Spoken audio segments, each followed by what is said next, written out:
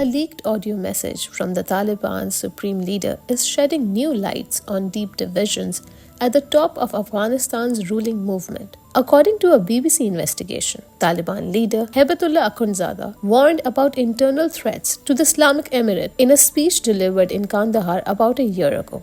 In the recording, he can be heard saying that disagreements within the group could eventually bring the Taliban down. The BBC says that the clip confirms what many analysts have long suspected, that the Taliban is now split into two powerful camps. One faction is based in Kandahar and is loyal to Akhundzada. It supports a highly rigid system of rule, strict religious control, isolation from the outside world, and severe limits on women's education and public life. The second faction is centered in Kabul. It includes senior ministers and influential commanders who want a more practical approach, still conservative but open to diplomacy, economic development, and restoring education for girls beyond primary school. Tensions between these two sides reportedly became visible in September when Akhundzada ordered a nationwide shutdown of internet and phone services. But just 3 days later, the internet was quietly restored. BBC sources say the Kabul-based leadership reversed the order,